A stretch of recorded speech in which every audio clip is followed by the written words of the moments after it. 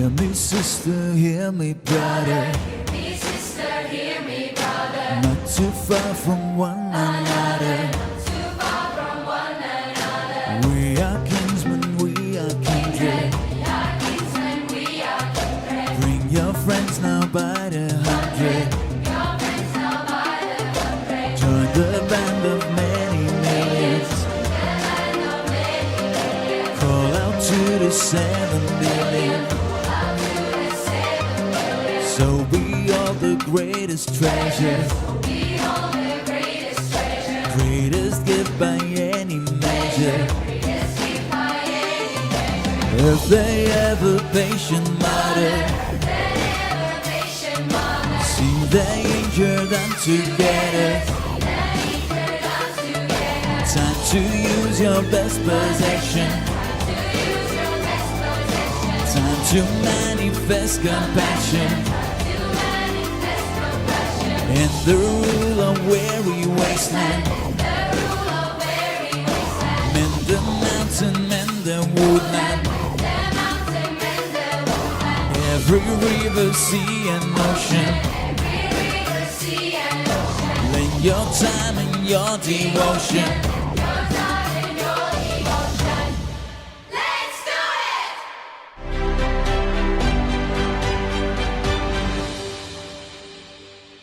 it! At a time when our planet's health hangs in the balance, one environmental movement. You're welcome to the World Cleanup Day Show 2024 from Tallinn. Morning, everybody. Yeah, we can do a little bit better than that. Good morning, everybody. You have to forgive them. It's 6 a.m. here, local time, in the beautiful city of Tallinn, the capital of Estonia on the Baltic Sea.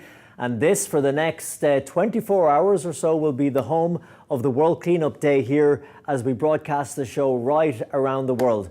My name is Colin Flynn, and it is a pleasure to be back with you hosting this incredible event where we will be seeing millions of volunteers, and we think 120 countries right around the world take part in what is the largest civic movement on the face of this planet. So far, around 20 countries have started cleaning already as the green wave makes its way around the planet. And over the course of the show, what we'll do here is we're going to check in with the countries, meet the leaders, meet the people who are passionately driving this on continents across the planet. And we'll be talking as well to experts in marine biology and plastics and waste and recycling and reusing, trying to get a better understanding of the problem that we're all facing together. Something that's very special about today as well is that our president and the head of the network, Heidi Solba, she is not here with us in Estonia as she normally is, but right now as we're speaking, she is in Norway, and we'll be checking in with her in a little while because she's there to help inaugurate the first event of the World Cleanup Day at the UN Habitat Conference. That's happening in Norway, as I said, and we'll check in a little while. Let's take a look at the map on the screen and see where we've cleaned and where we're going to clean. This is beautiful Mother Earth, and as you can see, we've got one section of the planet which has already been scrubbing and picking up litter and picking trash out of the waterways, and we're going to check in with some of those countries in a while. I think we're starting with Australia in a little bit. Of course, we want you to help spread the word, and that means share this video on Facebook, on YouTube where we're streaming, tell your friends, and if you haven't already taken part in World Cleanup Day, that means if you're not part of a group, well then it's never too late because we still have hours to go, and it doesn't have to be a big official thing. That's the beauty of this. You could just grab some friends and say, you know what? I saw this crazy thing online where people from Estonia are encouraging people all over the planet to clean up their neighborhood, their front garden, their town, their school, their workplace, the forest behind their house, the stream that has a bit of litter in it near the house. Why don't we do just a little thing today and we'll share it on social media? So do try and get involved, because if everyone makes just a little effort and does something small, as you'll see throughout the course of the day, when all that adds together, it makes an incredible impact. So how did we get here? How are we here for World Cleanup Day, coming from Estonia right across the world? How did it all begin? What is our story? Well, I'm glad you asked, because here is a little piece of our history. At a time when our planet's health hangs in the balance, one environmental movement that transcends borders and cultures has celebrated its 5th anniversary. This is the story of how Let's Do It World created the largest peacetime civic movement in human history and its positive lasting impact on the global mismanaged waste crisis. It all began in 2008 in Estonia, a small nation with a big heart. That first nationwide cleanup led by Teeme Ära or Let's Do It engaged just 4% of our population, but served as motivation to inspire change across the whole world. In 2012, volunteers from Estonia, Slovenia and Portugal initiated global events between March and September, bringing together millions of people from 96 countries and territories, each leading their own cleanups. In 2014, the plan changed. Instead of cleaning over several months, by 2018, everyone would instead coordinate their actions on one single day. Our overall aim was to engage 5% of the world's population, which is, according to studies, the tipping point needed for self-sustaining societal change. With this bold goal, the Let's Do It Foundation took responsibility for delivering the first World Cleanup Day and rolled up its sleeves in preparation for September 15, 2018. There was much to do in the next 4 years. Establishing the biggest environmental network ever, a massive marketing campaign, and pulling off a 28-hour live telethon, broadcasting the entire green wave of cleanups, from Fiji to American Samoa. And together, this incredible new network succeeded in creating the largest peacetime civic action movement ever. On that historic day, over 18 million people from 157 countries and territories turned out to clean up, kickstarting the process that would shape the future. 2018's success demonstrated the willpower of our global network. So the logical next step was to keep going, leading us to establish the self-governing Let's Do It World NGO and create a lasting legacy. We engage with almost every country and territory in the world, bonding individuals, families and communities in a common cause to overcome challenges and to unite for a better future. Our movement's unwavering commitment is to create a cleaner and healthier world, one in which the global mismanaged waste crisis is resolved. Each year has seen us grow from our humble roots to a global phenomenon, but in 2020, COVID hit. Coronavirus emergency. Global restrictions on large gatherings inevitably affected our goal. Instead of giving up, we shifted focus to a new form of waste: digital.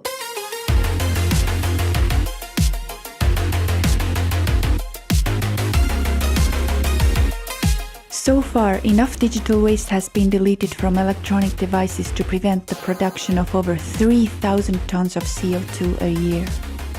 And by 2023, participant numbers in both World and Digital Cleanup Days had recovered to pre-COVID times, back on track towards creating lasting societal impact through 5% global engagement.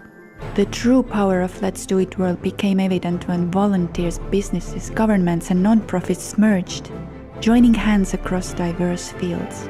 This all-sector unification drives innovation, thus amplifying the movement's impact. Collaboration engenders transformation.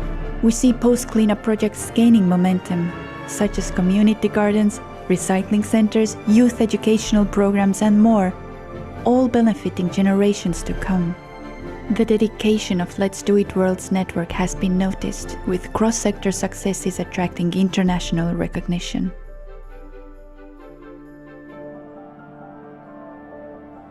In 2021, the movement received the UN Habitat Scroll of Honor. In 2023, after receiving the UN Sustainable Development Goals Mobilization Award, World Cleanup Day's profound influence was echoed by being added to the UN's official calendar of events. We've proven that big change from one brave idea is possible, progressing step by step. After 6 World Cleanup Days, we've engaged over 91 million volunteers in 211 countries and territories, including 95% of UN member states, thus reaching 1.1% of global population. Reflecting on this incredible journey, we celebrate how one small drop grew into the global wave seen today. Every single person involved, locally and globally, has contributed to this enormous achievement, reminding us that each action, large or small, makes a world of difference. From our hearts, we thank all of you.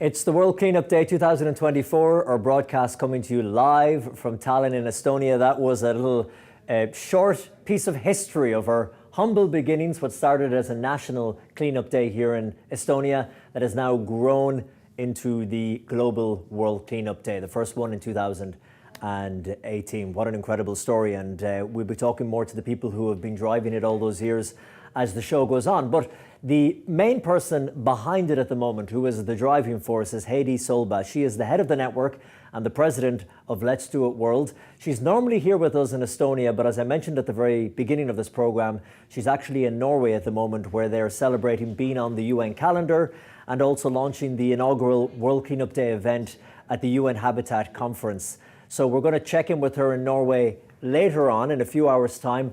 But she was here yesterday before she flew out, and I had a chance to grab her for a moment to see how she was feeling ahead of this incredible event. Heidi Solba, it is incredibly exciting because we're here for World Cleanup Day 2024. We're just getting started. How are you feeling? I'm excited, of course. You are here in Tallinn, in the Let's Do It World Cola Media Center, here in our office, and we will have really great broadcast and Cola Media Center and exploring what is happening around the world. What are my emotions? I'm really emotional because I'm wearing the World Cleanup Day t-shirts from 2018, and I cannot believe that all this network has been part of this event already 7 years. It's our 7-year World Cleanup Day. And I remember when everything started, nobody believed that we can have such a big network, but we have in 164 countries. And then nobody believed that we can make this World Cleanup Day around the world. This is our 7th edition. And we are also part of United Nations calendar now. I think this is a big achievement because of you, because of the great leaders around the world, because of you. And what we are showing it to the world, that everything, all the dreams can be accomplished when we actually work for that, when we have this belief, when we have this wish to do it. And I think our network is actually showing to the world all the dreams are possible to do. If we are working for that, if we are having this really big, huge family around the world, and doing this kind of great thing for the world. So I want to say huge thank you for all the leaders first, and all the teams, to all the partners and volunteers who have contributed such a huge success in this world, to continue with everything. So this is my feelings today. I'm excited. You're excited. I am. But it's always a mix of emotions, because even though this is the 7th year of the World Cleanup Day, there is so much that's going to happen across the day here. So you have like the anxiety, the anticipation, what will the numbers be like coming back from each country? What can we expect when we look ahead to the day? I mean, what are we expecting to see coming in from around the world? I do expect, it's not just about the numbers. We always talk about how many people have been engaged, and this is really important because it's the stories. Exactly, and World Cleanup Day strategy is to engage critical mass of the people. So it's important to have this change in this world. That's why we are doing this cleanup. But I want to have that this in this world is happening with this World Cleanup Day, that if there is a desperate person or some kind of young people who are saying, what I can do about this World Cleanup Day, what I can do to the world and environment, just pick up your stuff and go to the cleanup. This is what you can do. And in the end of the day, they have this kind of feeling, I did it. And I saw millions of people doing the same thing. There is a hope in this world. This is what I think. I want to see that people are engaged, and also that they have fun. We have our United States leaders who are saying, if you don't have fun on that day, you are doing wrong. You're doing wrong. So let's That's do what it they say. also with fun, huh? Yeah. That's what they say in the States. And it's true that it can't just be about the numbers. And I mean, it has to be in the mind, but it has to be in the heart as Heart, well. heart. And the hope is that people, even if they're not involved in a huge cleanup officially today, that maybe they might see a bit of this. Yeah. And they might say, you know what, I'm going to go out to the garden or to my school or to my town. And I'm going to do 10 minutes, 20 minutes, half an hour with some friends and say, you know what, I saw this thing online from Estonia that's all over the world. Why don't we just take part in it today and do our little bit? They feel really bad if they're missing this kind of opportunities. This feeling we have to Let's have. guilt you. You should feel guilty. So the unique thing about this year is, Heidi, we have you here now, but through the power of television, you're with us to start the day. But we will be talking to you from Norway. Why the connection with Norway this year? Explain. Yeah, as we are part of World Cleanup Day, is part of the United Nations Day, then we are celebrating it in Norway as well with a host organization called Norway Retail's Environmental Foundation, and we have really great interview with them later on as well on this broadcast, so don't miss it. And also we're going to Tromsø as well, but you talk about this part as well. Anyhow, coming back to Norway and to this organization with Grit Arendal, which is also really great partner for them, they have fantastic programs which is focusing all their waste which is in the Arctic region. So they're working with really great programs on there, and we want to elaborate what it is, how we can actually, how the world can learn from this kind of program. So this is about the Tromsø, who are there. There are quite a lot of different kind of partners. We have really great key speakers there, and I will be there as well. You'll be there. I will be there. But you're here. But I'm coming back. But you'll be there, and then you'll be very back. soon. Yes. This is I will wild. not staying there. Yeah, and you're right. The interview with Cecilia is her name, who is the CEO Cecilia of Linde. Cecilia Linde. She's Yeah. fantastic. The Yeah. Norwegian Retailer Environment Fund. A very simple but incredibly effective idea what they're Yes. doing. So we'll bring that to you later. But for just now, next time we talk, you will be in Norway. In Norway, yes. I will make a really short presentation or link to our stream here, because we have to stream both events here from broadcast from this Tallinn and also to Tromsø and back as well. So in 20 minutes we will be visible on all the United Nations. The technology. We're using fiber optics and satellites and intergalactical cables. It's incredible. Isn't it incredible, guys? Yes. Hey, Heidi, we will talk to you from Norway. And Yeah. thank you so much. And let's do it. World Cleanup Day 2024. Let's do it.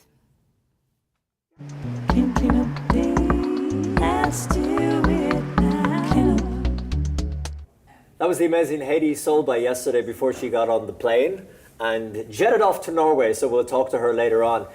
Here's someone who hasn't jetted off. She's right here. It's Ingrid. Ingrid, how are you? Good morning, everyone, or good afternoon to some of the I like this watchers. color. We had you standing here at the beginning, but we thought you would disappear into the No, let's background. switch. This is good branding. We're in the Call and Media Centre. That's absolutely Ingrid, true. do tell what happens in a Call and Media Centre and what is your role in all of this? Well, I'm trying to lead all this bunch of really beautiful volunteers that we have here today. They're going to be helping us gather information, gather the news from all around the world, from all the different cleanups happening, starting from Australia, all the way to hopefully Hawaii. Wow. Let's see how many countries we can cover this year. When you say that, you get an idea of just how global this actually is. You have to be here. You Or have you to have be to here. watch the broadcast. Either two options. It's 6:20 local time here in Tallinn, Estonia, which is why I think she's asleep. Look, get a close-up of her. She's morning. Morning. How are you? Good. Look, the laptop isn't even on. Look at that. The screen is blank. She has been sleeping. Well, we're going to have some coffee and then we're going to be on top of things. So what are you expecting to see when you look to the day ahead? What kind of things coming in from where? So this is a very specific year. We're celebrating that we're on UN calendar, finally. This is our 7th year going. What does that mean to be on the UN calendar? I'll ask Heidi later, but... I think this means that many more people will be taking part in World Cleanup Day. And it has the support and the backing of the United Nations. Absolutely. Which is a really incredible Which is a big thing. thing. Yeah, we've been working towards this for a long Yeah. time. It's But what not does it always mean easy. to us? Today it means that we're going to have to get in contact with nearly 120 countries minimum, and many more coming in, rolling in, telling, no, we're also part of this movement, so get our data as well. And as we'll see throughout the day, some countries easier to get a hold of than others. Absolutely. We're about to head to Australia. Shannon is standing by. You can see him on the monitor. But then you have countries like, if we're going to Iran or Kazakhstan, Yes. where you have difficulty with internet connections. Absolutely, yeah. This is something that happens every year. There might be weather events getting in the way, or exactly some Political countries. problems. Absolutely, sometimes Yeah. rather like political elections happening, or there's maybe national holiday happening. So all of these things can sort of little bit influence our work, Yeah. but in the end, We like a challenge. yes, we do. That's what makes it fun. And what has happened in the last years is also that even if people cannot clean today, they will be doing it tomorrow or even in October. Now, Ingrid, even though it's so early, you're full of beans and you're full of enthusiasm. And for someone who just came straight from the nightclub in Tallinn, you look remarkably fresh. Well, I came from my bed, actually. Your bed, sleepies. But what gives you the passion and the drive? Because you've been involved in a good few years now. Yes, ever since 2018. So from the very first World Cleanup Day. What gives me the passion? You, all the absolutely wonderful volunteers that And we have. Annette as well. Yes, Annette Look, as well. she just appeared. Hi, everybody. Like that. Annette, how are you feeling? I'm feeling super good, I know you got 2 hours sleep last night. like you. But you look remarkable. Yeah, but I've got cakes of makeup and concrete on my face.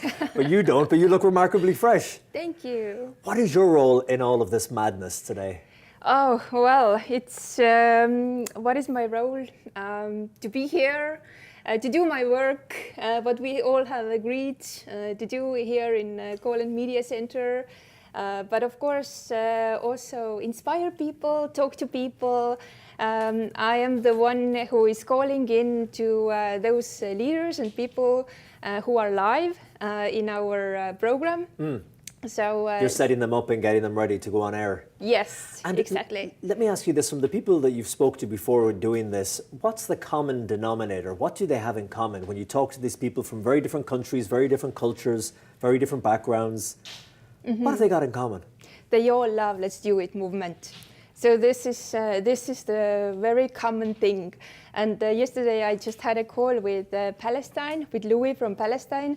And I also asked him that, hey, Louis, you're doing it already like seventh year, what is like, why are you doing this? What is your personal motivation? And he said that, I just love the movement and I feel that I'm loyal to Let's Do It. Isn't that a beautiful thing? It is, All for the common cause yes. of trying to make the world a cleaner, a more environmentally friendly place.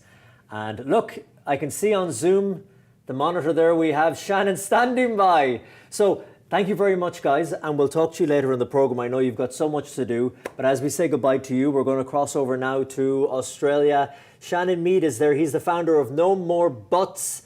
Can you hear me, Shannon? I'm doing good. What part of Australia are you in at the moment, and what is it like there today? So we're based in Cairns, which is up in northern Australia.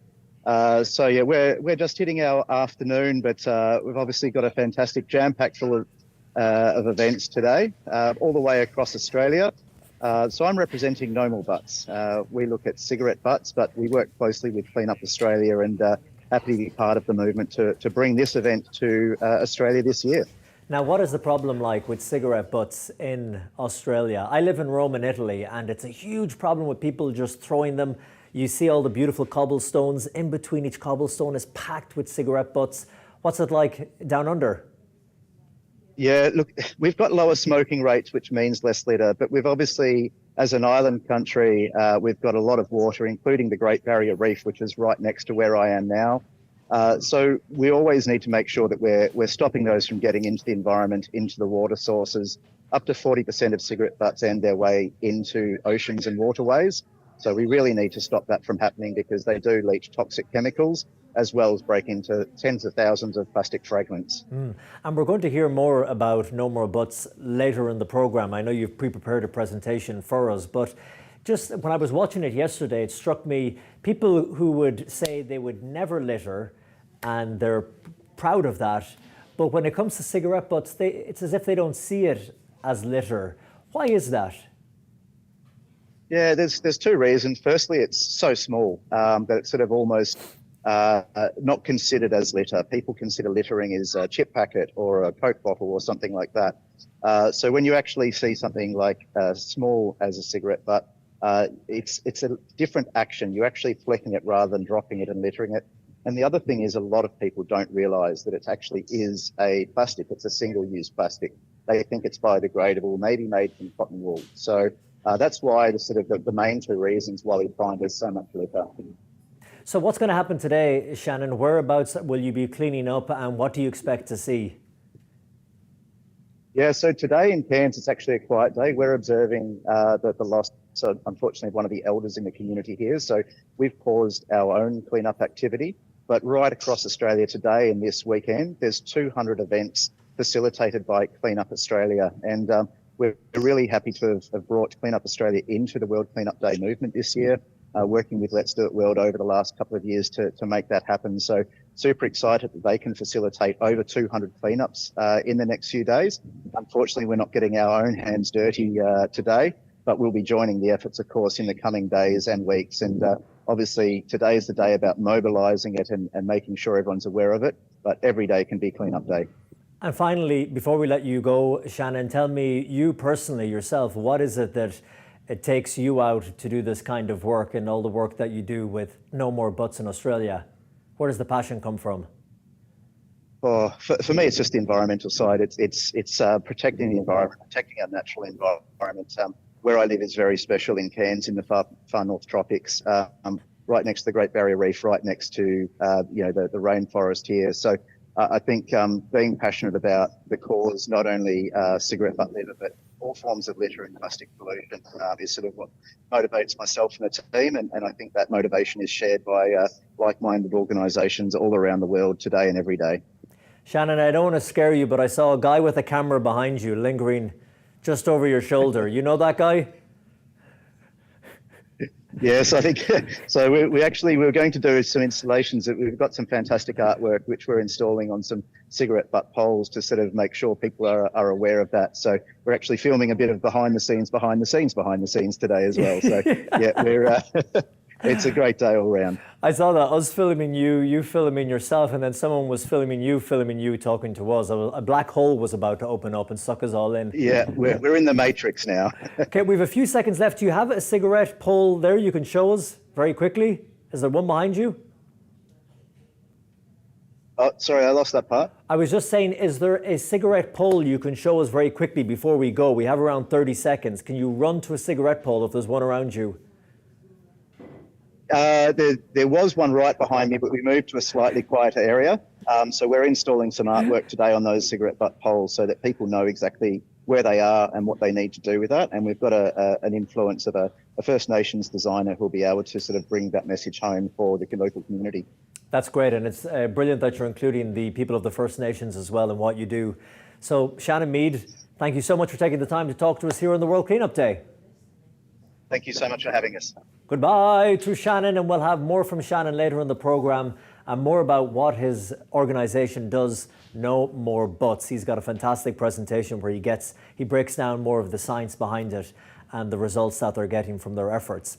But we're sticking with Australia at the moment here on the World Cleanup Day show, live from Tallinn in Estonia, because just the other day I was speaking to the CEO and the co-founder of Tangora Blue, the Tangora Blue Foundation. This is an incredible organisation that maps and builds a database of waste and pollution that it finds in the coastal regions of Australia. And then with that data and information being power, they know where to target, what to target, and how best to remove it from the beautiful waterways in Australia. So I chatted to the co-founder and the CEO. Her name is Heidi Tate. Heidi, it is great to talk to you, and thank you for joining us all the way from Australia. No worries, thanks for having me. Now listen, let's go right back to the beginning. 2004, you were living the life as a diving instructor. This was, I think, off the coast of Western Australia, and you started to notice something that you didn't like. What was that? Yeah, I had always loved nature, and I was working as a diving instructor, and I just started to see more and more plastic, more and more rubbish Every time I was coming out of the water from a dive, I had bits of plastic stuffed up my wetsuit and into my pockets. And I just started to really notice the different variety of rubbish that I was finding. Lots of different stuff coming from different sources. And that's when it really sparked, I guess, my interest. And what kind of plastic were you finding? I guess there was, different stuff. There was bits and pieces from the rock lobster industry, which is one of the local fisheries over there. And then there were also lots of things from international sources. So, bottles and packaging with international writing on it. The area is very close to one of the international shipping lanes where ships kind of cut the corner, and we were suspecting that a lot of the rubbish was coming from the ships. And then you'd also find stuff from local community litter as well. So it wasn't just one thing. I saw once in an interview you saying the irony of it was that people would go to watch the incredible sunset, and then because they wanted to experience the beauty and the pristine nature, but they would leave their beer bottles and their picnic stuff after them. And it just didn't make sense to you. It didn't, and it still doesn't. And I've had the opportunity to work in amazing places like the Great Barrier Reef, and people spend thousands and thousands of dollars taking their family out onto the Great Barrier Reef, and will stand in, a town on the edge of the Great Barrier Reef and litter, not suspecting that item will somehow end up on the Barrier Reef. So it blows my mind still, this disconnect that some people have with their litter and where it might end up. So, Heidi, it's one thing noticing it and it kind of cheesing you off, but what made you take the next step of saying, okay, I want to get involved and do something about this? I guess it was an issue that not many people were really talking about at that point, and the variety of sources really intrigued me as to the why. Why is it here? What needs to change? And it wasn't going to be just one thing.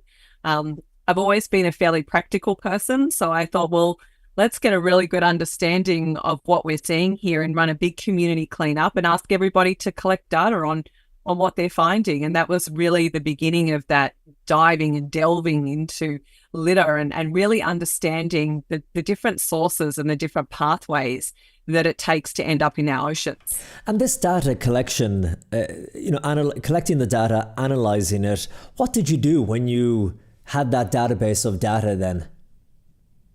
So after the first big cleanup, we had 100 people, 30 beaches and a whole heap of data. And we held a workshop a couple of weeks later, and we looked at the data together as a community. We tried to identify the source, and then we wanted to pick one item that we thought that there was a practical solution for. And that started our process, what we call now source reduction plans, which is engaging the right stakeholder group to understand the point of loss and finding a solution to that. And it did take us 6 years to find a solution to that original item, which was packing tape that we were finding from boxes that were housing bait that was going into one of the rock lobster fisheries. But we found a solution to that, and we actually got legislation changed in 2011 that bans this type of packing tape going out on any commercial or recreational fishing vessel in the state of Western Australia. So it was a real proof of concept for us that citizen science data collected in a really robust way and engaging the right stakeholder groups could find a solution that actually reduced the amount of rubbish that was flowing into our waterways. Wow. And what do you put the success down to, Heidi? Was it being focused on, honing in on that one pollutant, that tape, and then time, just waiting for years and lobbying? Like, what was the key to you breaking through and getting that change? It was definitely having good data, and we needed more of it. Like, one cleanup event wasn't enough to tell a full story, so we needed ongoing data collection, and that's when we started our monitoring programs, and we got a few very committed local volunteers that were doing really regular cleanups and continuing with that data collection. And then it was engaging the right stakeholder group, both within the fisheries and with the government.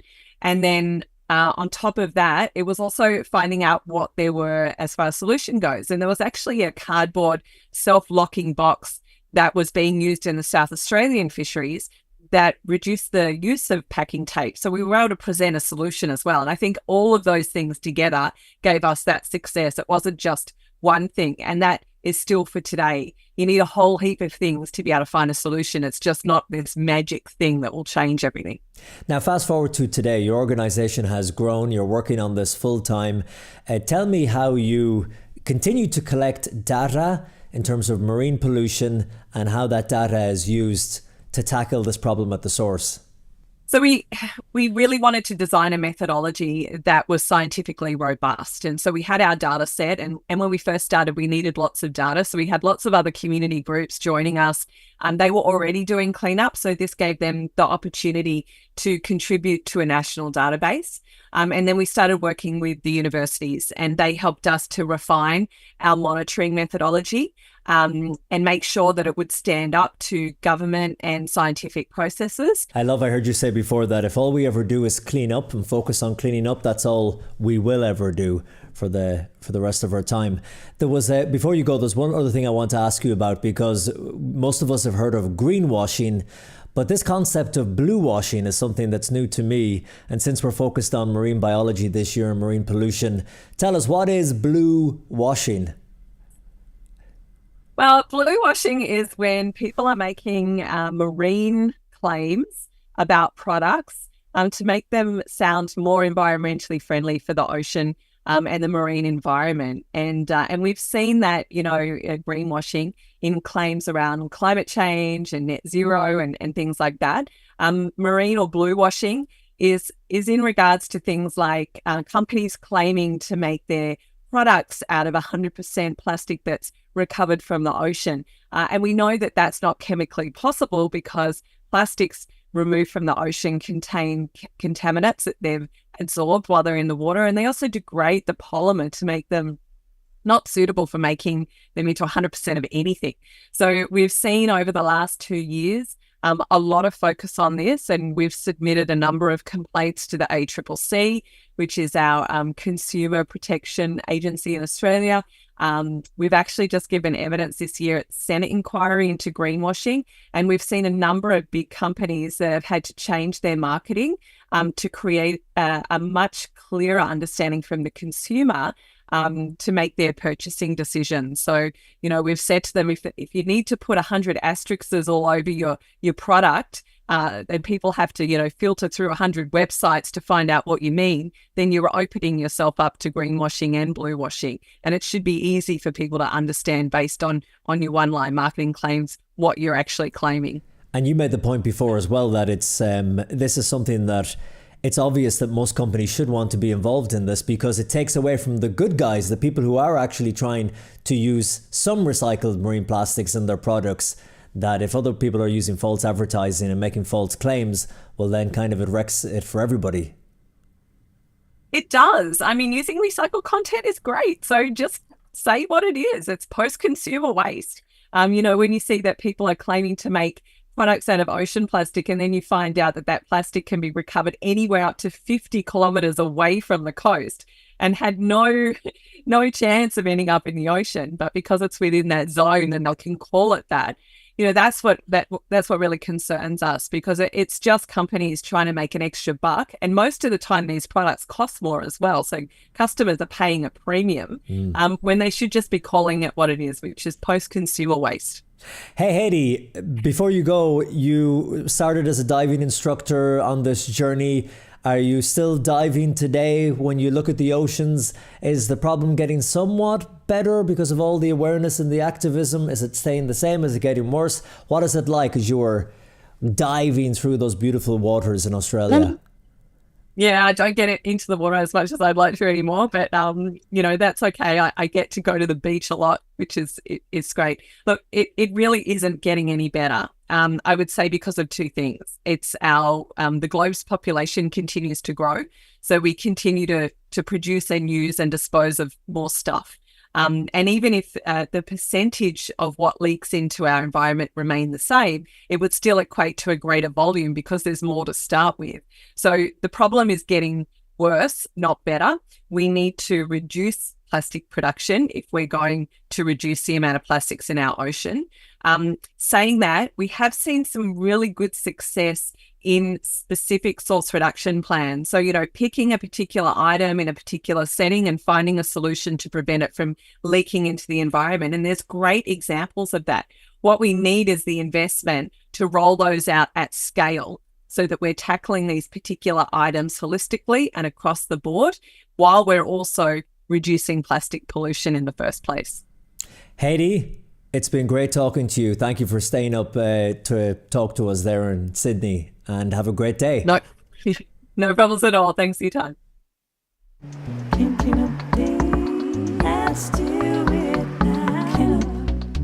Let's do it. This is the World Cleanup Day show coming to you from Tallinn, the capital of Estonia and the Baltic Sea. We are live. It is 6:41 a.m. in the morning, local time here. And we hope it's good wherever you're watching in the world. It could be the afternoon, it could be the evening. Maybe you're about to begin the cleaning. Maybe you've got to do it later. Maybe you've done most of it already today. And we're checking in with countries around the world. And we're going to stick with Australia at the moment because a moment ago we spoke to Shannon Mead. He is the CEO and founder of No More Butts in Australia. We had a quick live link with them as they were on the ground doing a cleanup. But I told you that we'd have more of an insight into what he does, the science behind it and why he does it. So here is a very short 3-minute presentation from Shannon about the work they do at No More Butts in Australia.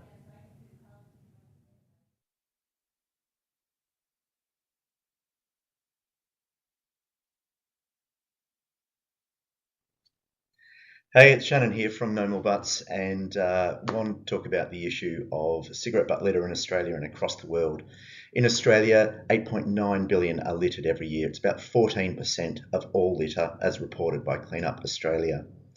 If we have a look at why we're doing this, they're not biodegradable. Most people think they are. They're actually photodegradable. They take up to 15 years to break down, depending on the conditions. And not only is that important, but it's also other things they do. They actually can harm our marine ecosystems, including fish, and they also create lots of fires on land, on house, including bushfires. So when we talk about the issue and how it's connected to the SDGs, in particular life underwater, but there's several SDGs that we actually touch at No More Butts when dealing with tobacco-related waste and litter. This is why we're doing it. We don't want to see this in nature. We don't want to see cigarette butts being used as a food source. They're actually a single-use plastic. They're a cellulose acetate, as I said. And so what we've been doing is we've been engaging the community across many days of the year, but in particular on World Cleanup Day. And this is why, if you have a look at the amount of cigarette butts which are littered in the gardens, they get stuck in there, they get hidden in there. So we've recently run the big cigarette butt hunt with some great partnerships with Clean Up Australia and the local council. And what we've done is actually encourage the community to come out and participate in these days. We've had dozens of community members over the last couple of years which have engaged in our programs. And in fact, this year we actually ended up having about 10,500 cigarette butts, which you can see there in the image, collected. So it's not just about one day. This was a particular day where we were able to gain a lot of interest and attention of the issue of cigarette butt litter, but it's actually so much more about it. It's not just about World Cleanup Day. It's not just about every other day of the year. So as you can see there, the girls are putting several thousand cigarette butts into the jar. That we've managed that. So it's an important step that we do, and things like partnership events such as we've run with Clean Up Australia and love to be involved today with World Cleanup Day are so critical. We need to get cigarette butts out of nature. These are an important item to clean up with your cleanup events, and also look at policy advocacy when it comes to banning tobacco filters in items such as the Plastics Treaty. That's enough from me. Thank you so much for listening. Happy World Cleanup Day. Check us out on our socials. Thank you so much. And until next time we have a chance to catch up.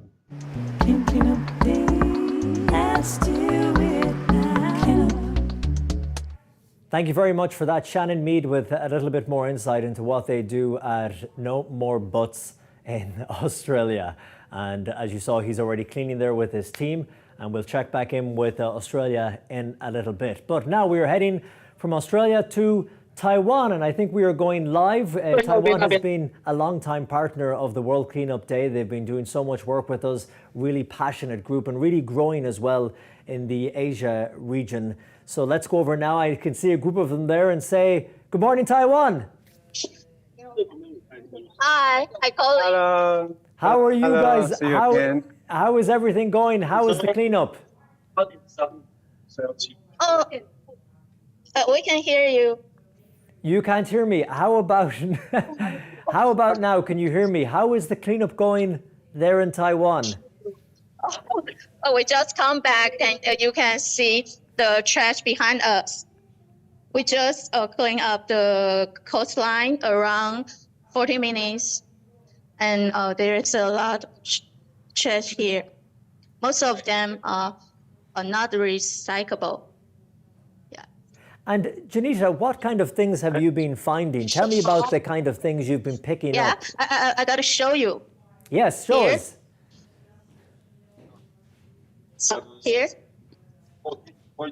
Bring the camera in. Today Let's get the we- camera right in there.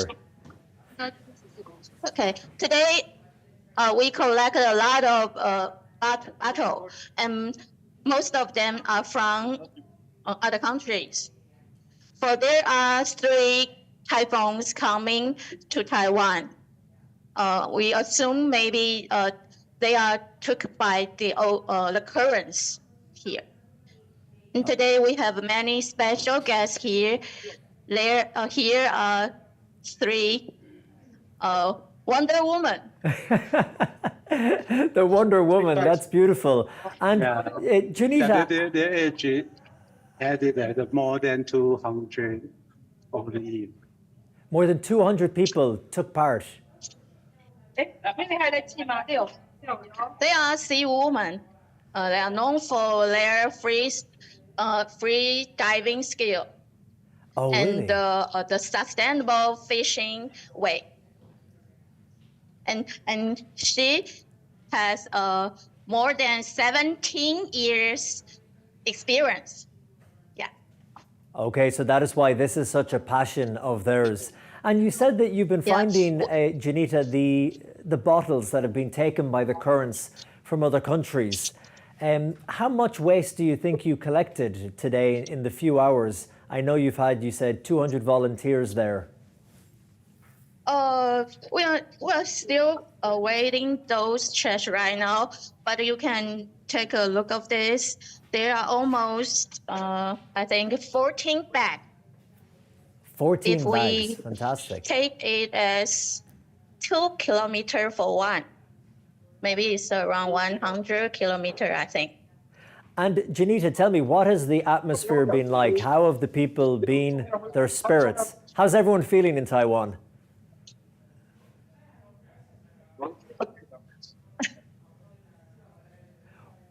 Sorry that. Sorry, repeat again because there's like. No problem. I know that there can be sometimes a little bit of difficulty with the connection and the internet when you're out on the ground cleaning.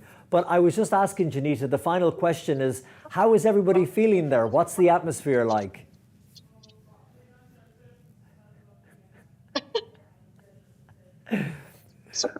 Janita, it's okay.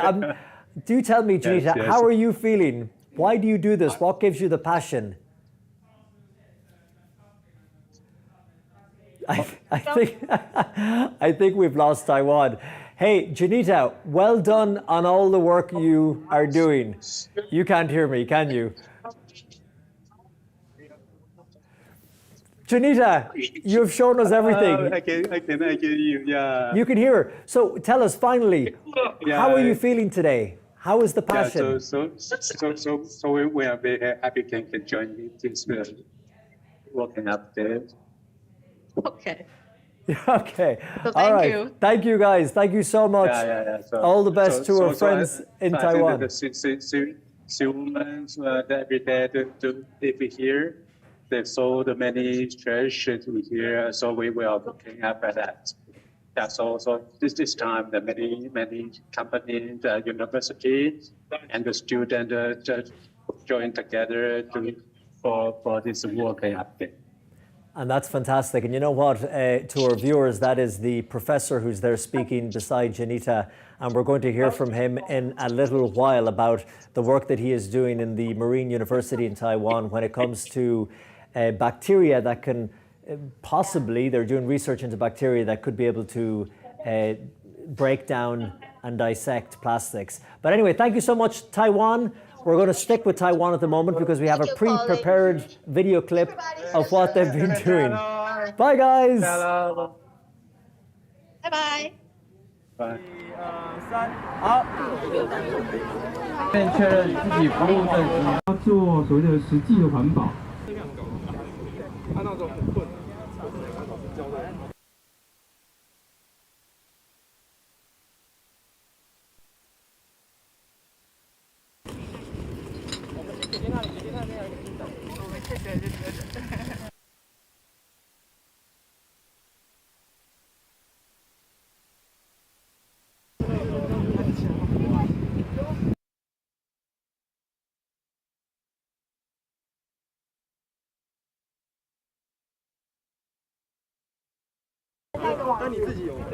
6公斤，哇，平均每袋好像都是6公斤。哇，小飞机好强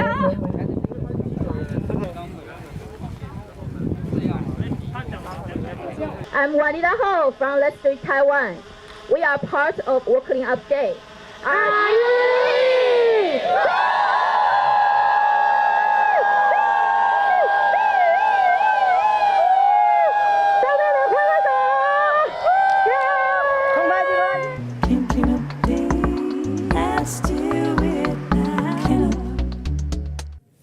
All right, we'll stick with Taiwan at the moment because one of the gentlemen you saw there speaking beside the leader was Professor Ying Nig Ho. He is an associate professor at the Institute of Marine Biology, that's the National Taiwan Ocean University. We caught up a few days ago and he was telling me about the fascinating and groundbreaking research that he and his team are doing into pathogens and bacteria in the oceans that perhaps may be able to digest and break down plastics. Here is just part of her interview. Professor Ning Ying Ho, it's a pleasure to talk to you and thank you so much for doing this interview. Yes, thank you. Now you're the professor, associate professor at the Institute of Marine Biology at the National Taiwan Ocean University. Tell me, when did you start focusing on the link between marine biology and plastics in the ocean? When did this passion of yours and research begin? Okay, yeah, because I'm focused on the marine bacteria. So, and about another is about environmental biotechnology. So I think because in nowadays, so the one pollutant, very serious pollutant in ocean, I think the plastic is the one serious issue. About 10 million tons plastic debris enter the ocean per year. So there is a lot of amount. 10 million? Plastic. Yes, 10 million wow. tons. 10 million tons. When a piece of plastic enters the ocean, Professor, what is the pattern like? Does it stay close to the shore? Does it stay in our riverways primarily? Or does most of it go out into the deep ocean? I think it will floating on the water surface, but however, some organism will attach on the plastic, so he will sink into the depth of the ocean. Because I think some maybe bacteria, I think maybe some pathogens will attach on the plastic. So because the plastic cannot easy to digest, so he will spread whole I think the whole world. So maybe he can be the new habitat to bring some pathogen or some invasive species from the one country to another country. So normally when a bacteria or an organism would attach to something in the ocean, they would eat away at it and digest it, and then it would disappear. But because this is not degrading or being digested, it is traveling with that organism around, Yeah, around the around. world. Yes, maybe. So in our previous studies, we collect the plastic from the northwestern coast of Taiwan. We collect the plastic and we do the DNA extraction to, I think, to monitor the what kind of organism on the plastic. We found some invasive species on the plastic and some pathogen on that. So I think it might be a risk. I think it might be a risk of the marine plastic. So you were able to take the plastic out of the ocean there on around Taiwan and check the DNA of different and match that to the known DNA of certain organisms. So you know at one point that they were in contact or attached to this piece of plastic, and then you were able to see where they came from. Yes, we try. We want to find out that maybe have some patterns. I think from the maybe just like the microorganisms profiling, or some species maybe belonging to the another country, but we can find in the different country. I think. Wow! So the plastic has been used as a sort of transport mechanism as well for potentially invasive species. And what effect has your research uncovered, Professor, that the plastics are having on the marine life itself and these organisms that attach to it? So they try and digest it and break it down. They're unsuccessful, but do the nanoplastics actually enter that organism? Yes, I think it's a different issue. It's about because nowadays the microplastic, nanoplastic, some researchers to focus on the negative effect, but I think another risk is about maybe the plastic debris. It's a huge plastic, so some organisms attach that, and the bacteria or some microorganism I think will release some compounds of that, and he will form the new ecosystem. You might form a new ecosystem. We call that the plasticisphere.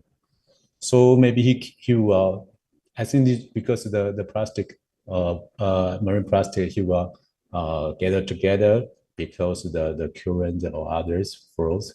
So he might be a new habitat in the ocean. So we call this is a plasticisphere. The plastic sphere. The plasticisphere. Wow. And is this a new area that people are looking at in marine biology? Is this something that has been around for a while, the idea of a plastic sphere? Yeah. So I think it might cause the different effect on the ecosystem in the ocean. So that's why in our lab we developed one kit. We call this the environmental code explorer. So I use the one kit for that. So everyone, I think, just like the citizen. So maybe the students, we can go outside and collect the water. It's okay. So we can collect the waters. We can send to our lab.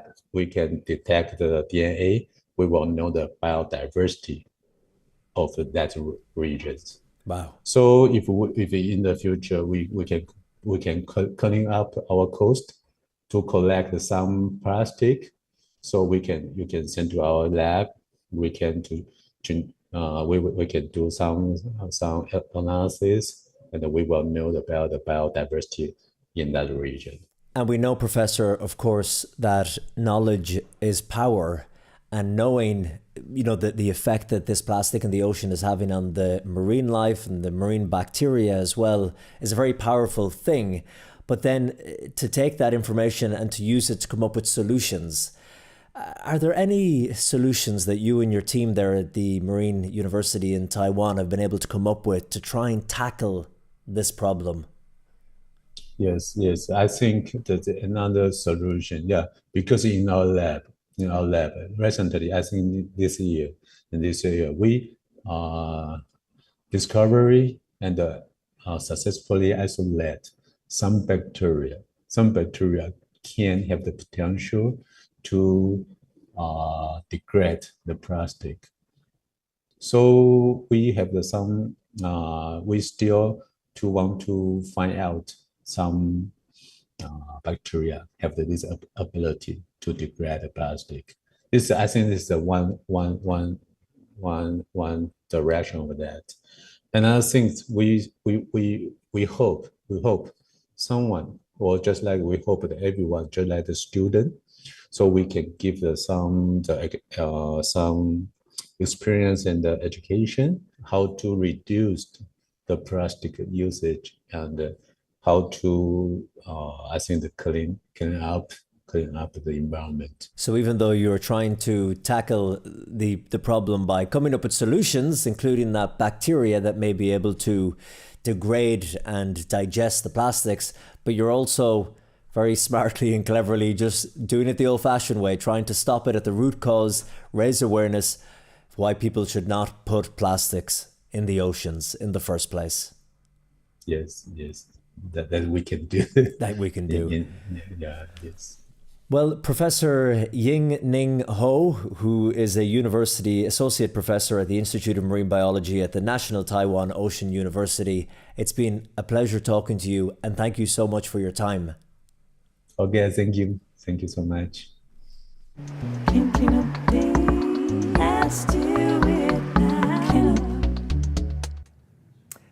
Thank you, Professor, and thank you, Taiwan. Now we're going to keep moving, and we're heading next to the beautiful country of Cambodia. They have been growing bigger and bigger every year as they're more and more involved in the World Cleanup Day. And now they've gone into river and ocean cleanup as well.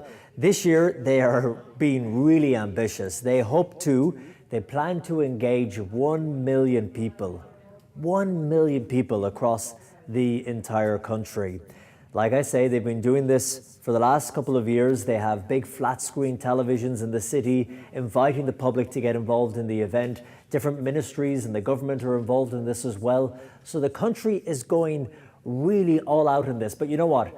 I don't want to tell you about this. Let's show you what it's been like in previous years.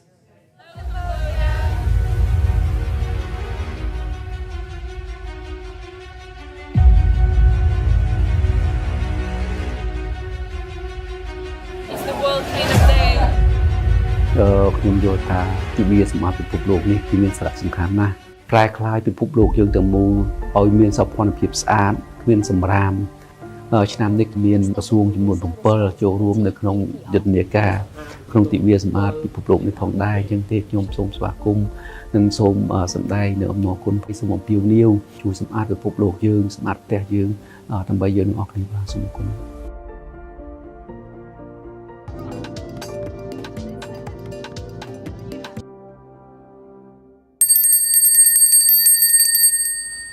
starting now.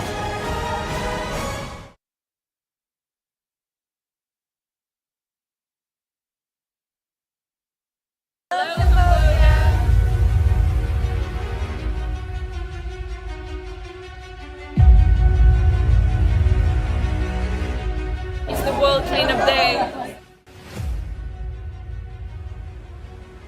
ក្នុងនាមថ្នាក់ដឹកនាំនិងមន្ត្រីរាជការនៃក្រសួងពាណិជ្ជកម្មយើងខ្ញុំសូមចូលរួមអបអរសាទរនិងសម្ដែងនូវការគាំទ្រដល់ក្រសួងបរិស្ថានសហការជាមួយអង្គការ River Ocean Cleanup រៀបចំទិវាសម្អាតពិភពលោកលើកទី7ដែលនឹងប្រព្រឹត្តទៅនាថ្ងៃទី21ខែកញ្ញាឆ្នាំ2024ដែលជាវេទិកាដ៏អធិកអធមជាមួយសារជូនដល់សហគមន៍អន្តរជាតិកម្ពុជាស្អាតខ្មែរធ្វើបានក្នុងកំឡុងពេលមួយថ្ងៃជាមួយអ្នកចូលរួម1លាននាក់យើងទាំងអស់គ្នាបានដឹងហើយថាបរិស្ថានស្អាតមានសារៈសំខាន់ណាស់សម្រាប់សុខុមាលភាពនិងវិបុលភាពប្រជាពលរដ្ឋនិងសង្គមហើយការគ្រប់គ្រងកាកសំណល់បានត្រឹមត្រូវនិងចូលរួមចំណែកក្នុងការសម្រេចបាននៅនិរន្តរភាពបរិស្ថានក្នុងនោះក្រសួងពាណិជ្ជកម្មបានផ្ដោតការយកចិត្តទុកដាក់ខ្ពស់ក្នុងការលើកកម្ពស់អនាម័យស្ថាប័នចូលរួមបង្កើតបរិស្ថានស្រស់ស្រាយដោយបានដាក់ចេញនូវយន្តការចាំបាច់មួយចំនួនដូចជា 1. ការផ្ដល់នូវសេវាសាធារណៈតាមប្រព័ន្ធស្វ័យប្រវត្តិកម្មកាត់បន្ថយនិងជៀសវាងការព្រិនក្រដាសស្នាមរដ្ឋបាលឲ្យបានជាអតិបរមាដោយជំនួសមកវិញនូវការប្រើប្រាស់ជាទម្រង់ឯកសារអេឡិចត្រូនិក 2. ការប្រើប្រាស់ថង់បរិស្ថានដើម្បីកាត់បន្ថយការប្រើប្រាស់ថង់ប្លាស្ទិក 3. ការផ្ដល់នូវបំពង់ទឹកបរិស្ថានជូនដល់មន្ត្រីប្រើប្រាស់ប្រចាំថ្ងៃ 4ការរៀបចំដាក់ធុងសម្រាមដែលមានការបែងចែកប្រភេទជាក់លាក់ជាដើមក្នុងន័យចូលរួមថែរក្សាបរិស្ថានយើងខ្ញុំសូមអំពាវនាវដល់សាធារណជនធុរជនអាជីវករម្ចាស់រោងចក្រសហគ្រាសនៅក្នុងព្រះរាជាណាចក្រកម្ពុជាចូលរួមប្រារព្ធទិវាសម្អាតពិភពលោកលើកទី7ជាមួយរាជរដ្ឋាភិបាលដើម្បីបង្ហាញពីការបដិញ្ញាចិត្តចំពោះការការពារបរិស្ថាននិងផ្សព្វផ្សាយអំពីការយល់ដឹងស្ដីពីធម្មពលស្អាតជាពិសេសក្នុងក្របខ័ណ្ឌនៃការទទួលខុសត្រូវពីសំណាក់ក្រុមហ៊ុន Extended Producer Responsibility EPR សូមអរគុណ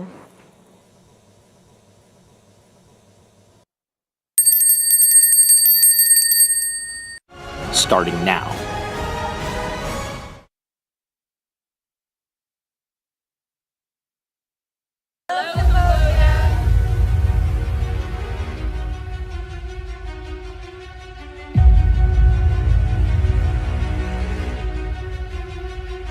It's the World Cleanup Day. ជាបឋមក្នុងនាមថ្នាក់នាំក្រសួងអប់រំយុវជននិងកីឡានិងក្នុងនាមរូបខ្ញុំផ្ទាល់ខ្ញុំសូមសម្ដែងដល់ការគ្រប់គ្រងនិងការចូលរួមអបអរសាទរទិវាសម្អាតពិភពលោក World Cleanup Day ឆ្នាំ2024ជាមួយនឹងប្រជាជាតិទាំងអស់ជុំវិញពិភពលោកដែលជាទិវា1លើកទឹកចិត្តនិងជំរុញឲ្យប្រជាជនទាំងអស់ចូលរួមសកម្មភាពសម្អាតទីកន្លែងធ្វើការគ្រឹះស្ថានសិក្សានិងទីសាធារណៈនៅគ្រប់កន្លែងឲ្យប្រកបដោយបរិស្ថានស្អាតនិងមានអនាម័យល្អដោយហេតុថាជីវិតមនុស្សនិងសត្វគ្រប់ភាវៈទាំងអស់អាចរស់រានមានជីវិតបានល្អអាស្រ័យដោយបរិស្ថានស្អាតនិងទឹកមានអនាម័យនិងបរិស្ថានដែលស្អាតនិងមានអនាម័យល្អគឺចាំបាច់ទាមទារឲ្យមានការចូលរួមដោយផ្ទាល់ពីគ្រប់មនុស្សគ្រប់រូបដែលរស់នៅលើភពផែនដីនេះឆ្លើយតបនឹងស្មារតីខាងលើក្រសួងអប់រំយុវជននិងកីឡាបានបញ្ចូលប្រធានបទនៃទិវាសម្អាតពិភពលោកទៅក្នុងកម្មវិធីសិក្សានៅគ្រប់គ្រឹះស្ថានសិក្សាសាធារណៈនិងឯកជននិងបានកំណត់ជាផ្នែកមួយនៃគោលនយោបាយជាតិស្តីពីសុខភាពសិក្សាក៏ដូចជាគោលការណ៍ស្តីពីសាលារៀនមួយជាតំបន់សុវត្ថិភាពមួយដែលតម្រូវឲ្យមានការអប់រំនិងការផ្សព្វផ្សាយអំពីការគ្រប់គ្រងសំរាមនិងការបញ្ឈប់ការប្រើប្រាស់ថង់ប្លាស្ទិកមិនតែប៉ុណ្ណោះក្រសួងក៏បានសហការជាមួយគ្រប់ភាគីពាក់ព័ន្ធដើម្បីធ្វើការកែលម្អបរិស្ថានទាំងក្នុងនិងជុំវិញគ្រឹះស្ថានសិក្សាឲ្យកាន់តែមានសោភ័ណភាពប្រកបដោយភាពបៃតងគ្មានសំរាមនិងគ្មានថង់ប្លាស្ទិកជាឱកាសនេះខ្ញុំសូមថ្លែងអំណរគុណចំពោះគណៈគ្រប់គ្រងគ្រឹះស្ថានសិក្សាទាំងសាធារណៈនិងឯកជនលោកគ្រូអ្នកគ្រូសិស្សានុសិស្សនិស្សិតនៅទូទាំងប្រទេសដែលបានចូលរួមលើកកម្ពស់បរិស្ថានល្អនៅអនាម័យស្អាតនៅតាមគ្រឹះស្ថានសិក្សានៅតាមគេហដ្ឋានក៏ដូចជាទីសាធារណៈដើម្បីសុខភាពរបស់យើងទាំងអស់គ្នាខ្ញុំសូមអំពាវនាវនិងលើកទឹកចិត្តអាយដាមលោកជំទាវលោកស្រីជាថ្នាក់នាំក្រសួងបុគ្គលិកអប់រំគណៈគ្រប់គ្រងគ្រឹះស្ថានសិក្សាលោកគ្រូអ្នកគ្រូសិស្សានុសិស្សនិងនិស្សិតទាំងអស់សូមបន្តចូលរួមសកម្មភាពសម្អាតទីកន្លែងដែលខ្លួនរស់នៅទីកន្លែងធ្វើការបរិវេណទាំងក្នុងនិងក្រៅគ្រឹះស្ថានសិក្សានិងថ្នាក់រៀនឲ្យកាន់តែផុសផុលនិងសកម្មដើម្បីប្រែក្លាយឲ្យទៅជាចលនាសង្គមមួយក្នុងការរក្សាភាពស្អាតជាប្រចាំសូមអរគុណ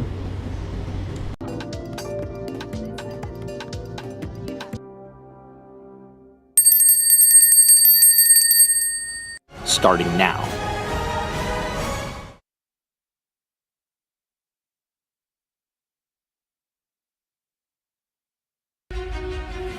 It's the World Cleanup Day.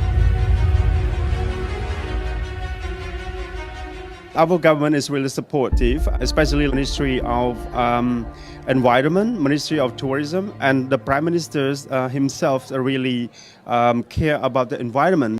He welcomed all these activity in particular to keep Cambodia clean so that we welcome tourists to come to our country. Thank you for continuing to clean up our world and also our minds and hearts, making Cambodia and all the world so much better place. Starting now.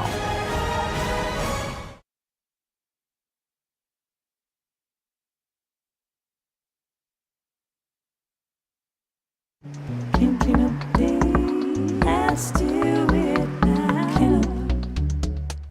Wow, thank you so much, Cambodia, for sending us that Netflix special. That was a documentary. That was wonderful. We got such a great overview of all the great work that you and the volunteers are doing there. And it was incredible to see the ministers as well speaking in that, showing that you can have participation and activism on every level, from the citizens to the business leaders and then to the government ministers as well. So that is an incredible achievement.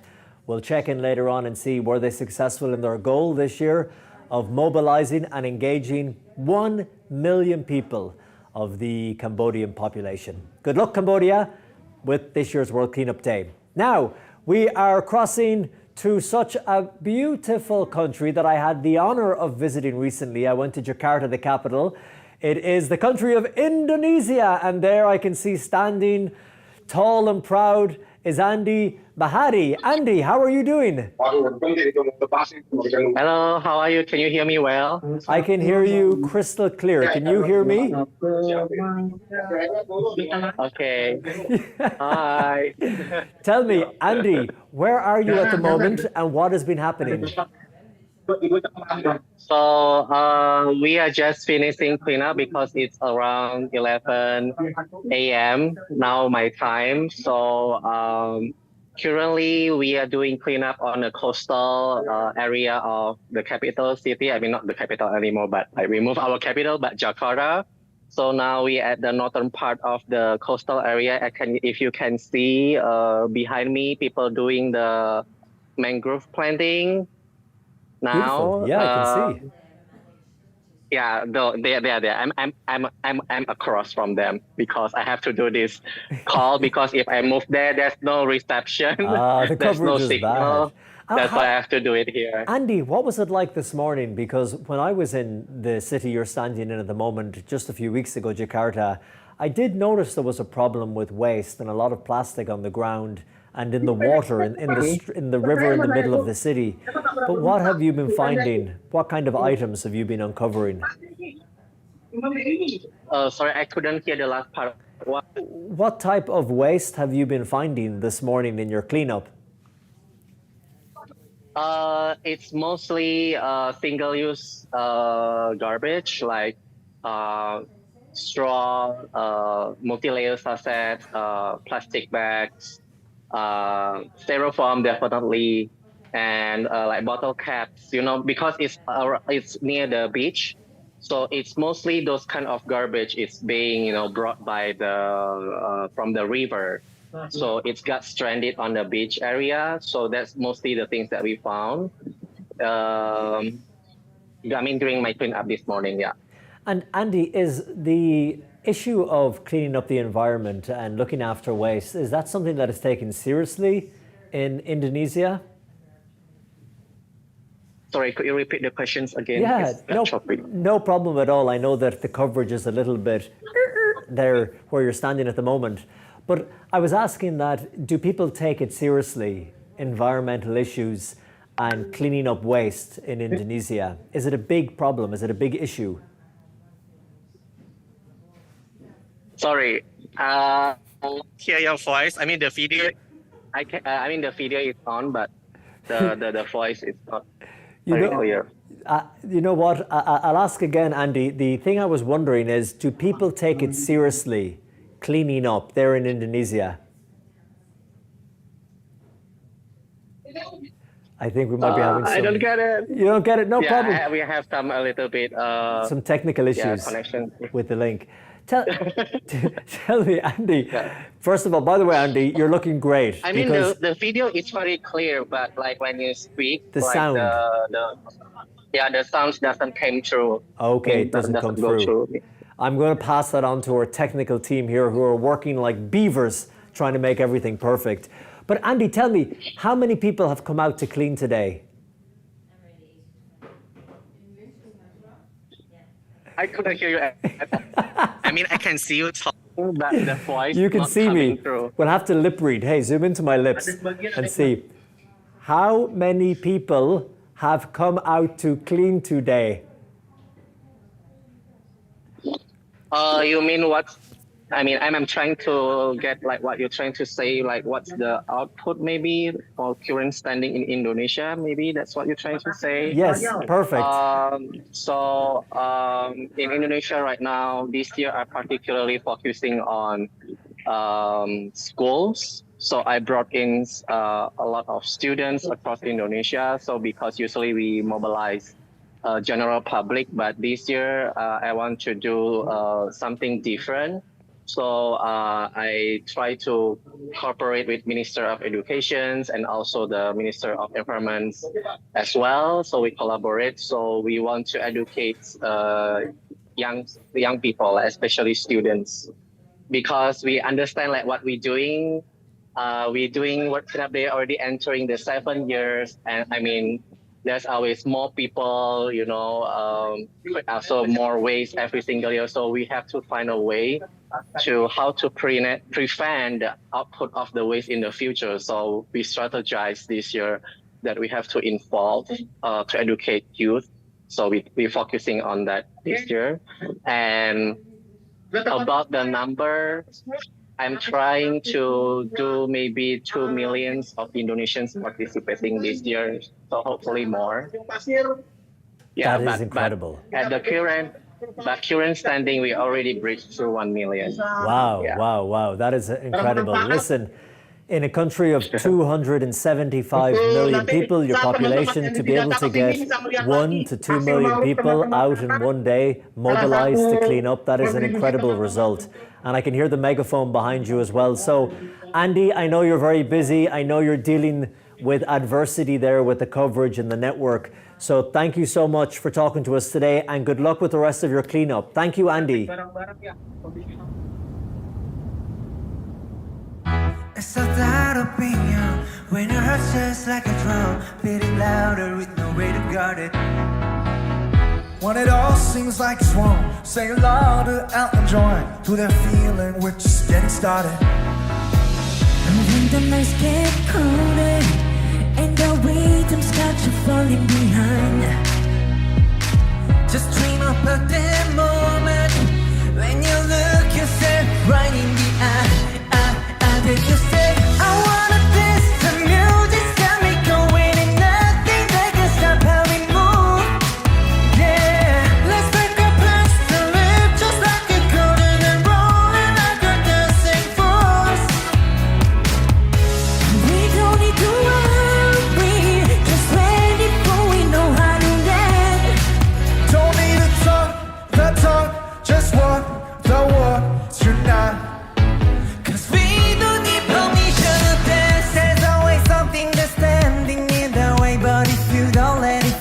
You know just how to put just with the right love, yeah. Cause there's no looking back. There ain't no one too brutal. We don't got this alright, yeah. So when it's over, the time is not so let's do it. Thinking of things, let's do it now.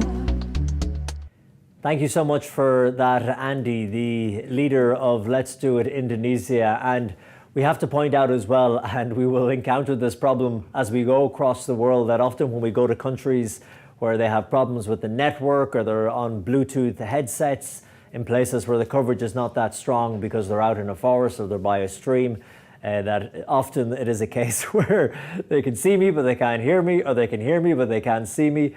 But I think the important thing is that we see them, what they're doing as well, and we celebrate all the incredible work. Because remember, this is a voluntary movement. These people are taking time out of school, out of university and off work to go out and do their bit without getting paid by the government or by their groups. They're doing this because of the passion and because of the urge that they have to make their country, their neighborhood, their community a cleaner and a better place for the next generation and for the future. So I think even if we do have problems with the coverage, I think it's important that we stick with everyone for a few minutes and just try and get a sense of what they're doing, and give them their moment to shine as well around the world here on the World Cleanup Day show.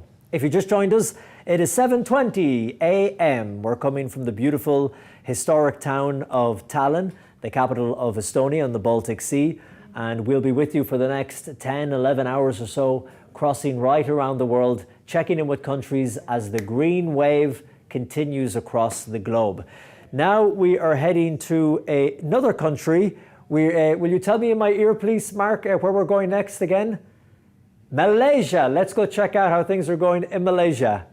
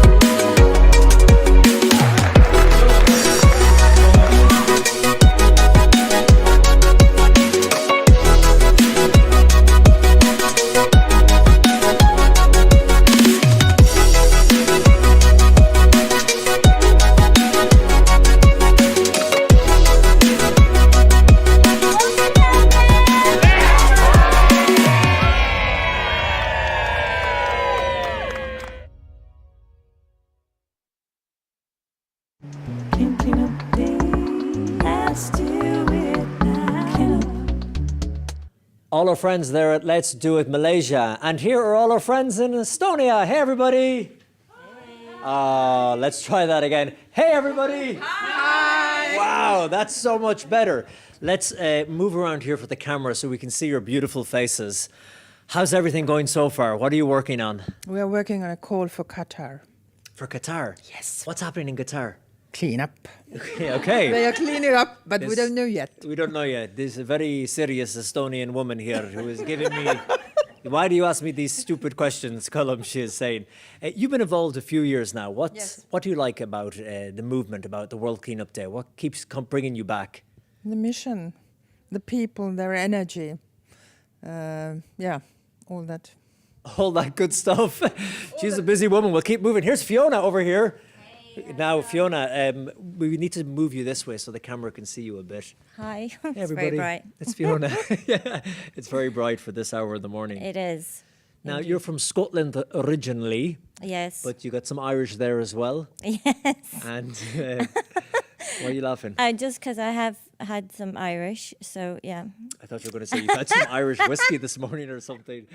What are you working on at the moment? We're preparing ourselves for the call, so I'm in the middle of trying to scribble down the questions I'm going to ask them on the call. What are you going to ask them? I'm going to ask them how their day is going. Did they pick up any rubbish? And any exciting stories that they might have from the day. And who got involved in the cleanup. So, okay. Yeah. Are you excited about it? Very excited. I cannot wait. Cannot wait. Oh, she's great. Fiona, thank you so much. Now, we have a new member this year. Let me squeeze in here so we can get you on camera. I'm sitting on your knee. Sorry about that. Sorry, Fiona. So, what is your name and where are you from? My name is Lorele and I'm from Estonia, summer capital, Pärnu. And are you a student? Are you working? I am student currently in high school. What are you? You're in high school still? Yes. Oh, okay. Yes. Going to university next year? In 3 years. In 3 years? Wow. Okay. So you're I think the youngest volunteer here today. I think so. Wow. What are you working on? Oh, you're doing some editing. Yes, I'm editing for social media. Okay. Currently Fantastic. Yeah. And who is this guy on the screen?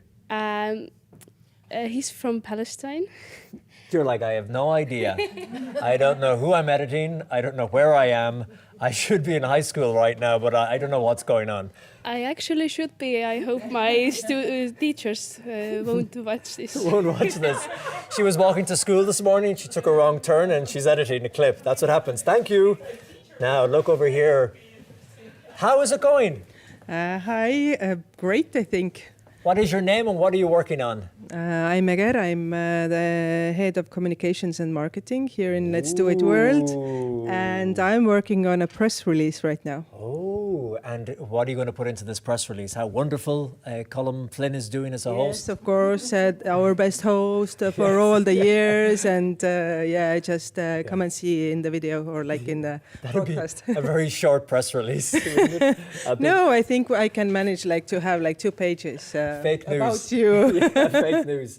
But and pictures and everything. It's important that we get the word out there about who's taking part, what countries, so that we tell people what's happening. Yes, but I think most of the work is done actually in the countries. All the country leaders and all the people in the countries who are like on the spot, they do most of the communications, I think. They know their country and their people and everything the best. So your job is just getting the information from them and then putting it out in an official way on a press release? Yes, exactly. Exactly. I like the Estonians don't mess around. They're very serious. Now, we'll come to you guys later over there because you're hiding, but our final friend we'll speak to. How are you? Quite well, I would say, thank you. Quite well, I would say, thank you. You are from Georgia? Yes, I am. What is your name? Russo. Russo? Yes. What does it mean, your name? Oh, it's Persian actually, Russudan, and it means living long.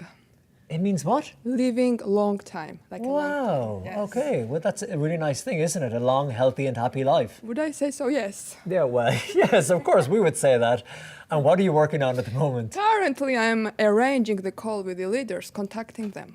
Okay. Yes. Who are you, which country are you working on? Qatar. We are working on Qatar for now. And you're living here in Estonia? Yes, for 2 months already. I will be here for 6 more months. Okay, so you're on an exchange program? Yes, I am. What are you studying? Well, I'm studying how to be a social media manager thingy at this office. A social media manager thingy? Yes. That's the official title, is it? Yes, but I'm an ex-lawyer, so it's kind of a very nice thing for me to change the professions. Yes. What type of lawyer were you? Anything.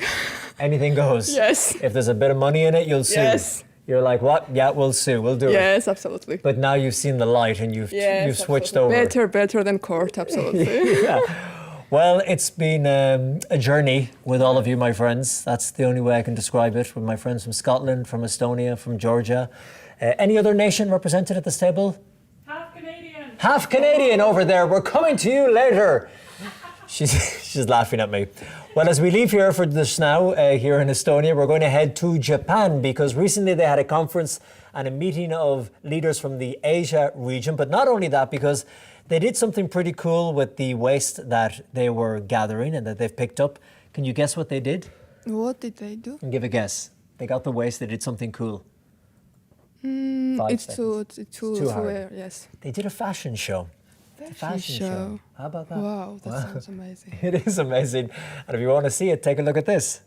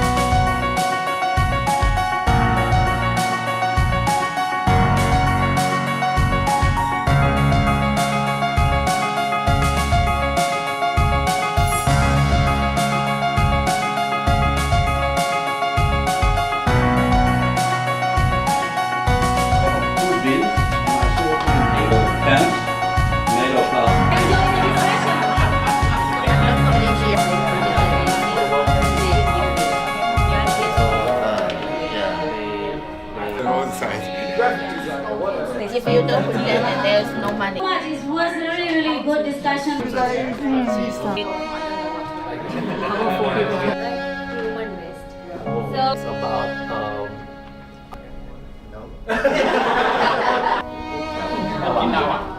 into capital rather than just element of education. Singapore as well, I think our inside the hotels. Go to learning things.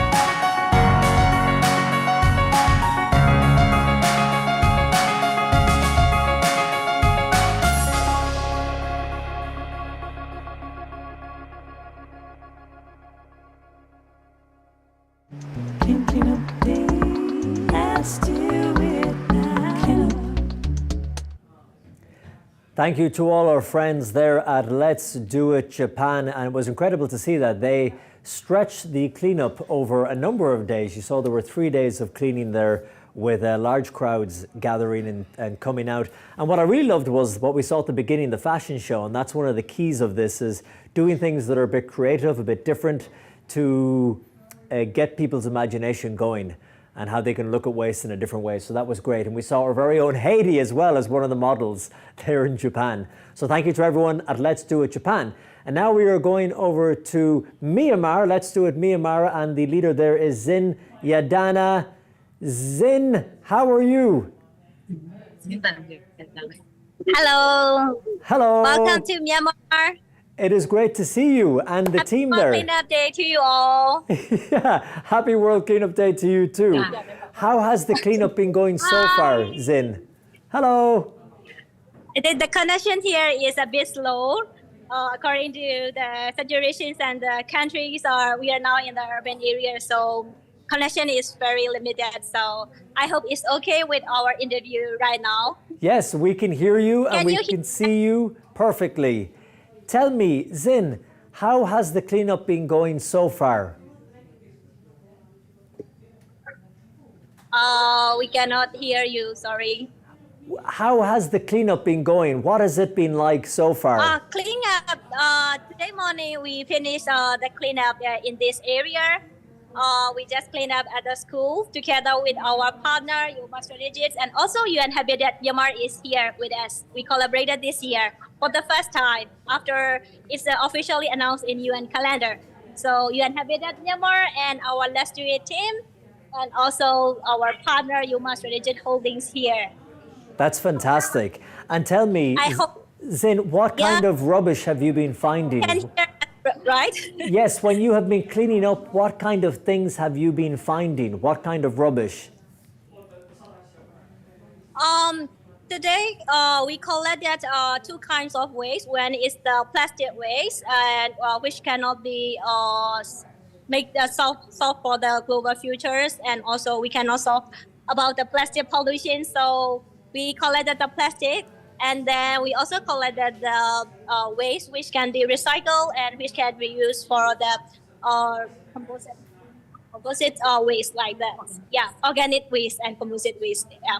So only two kinds of waste we collected, and it's about 1.5 ton of waste collected today morning.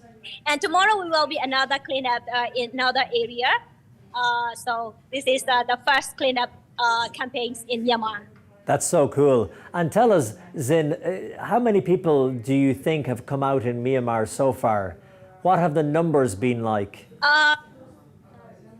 Yes, currently about, I think 200 volunteers.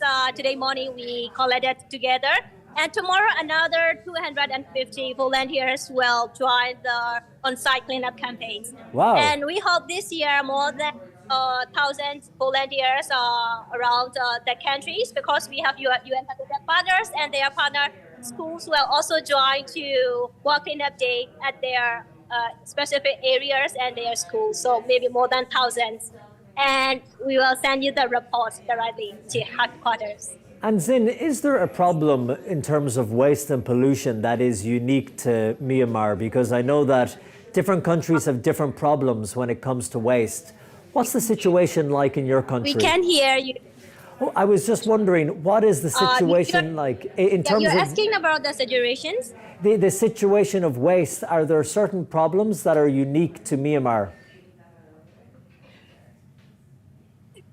We cannot hear you, sorry. Nope. You're asking about the situations or the problems we face? Yes, yes, when it comes to waste. Yes. I think you're asking about the problems when we are collecting challenges here. Currently we have some flooded area in Myanmar and also have some country situations and some crises happen in Myanmar. So we are trying our best and we are doing our best to clean up our country as well as the specific area that we are doing clean up. Yeah. So many challenges, but we are still going on and keep going on as Myanmar since 2018.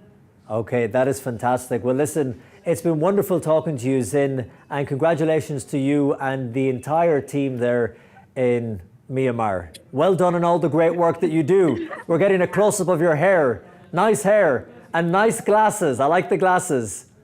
Can I get the questions in chat or something like that? Yes, don't worry. I was just saying well done. And thank you so much. Thank you, Tor. Would you mind saying?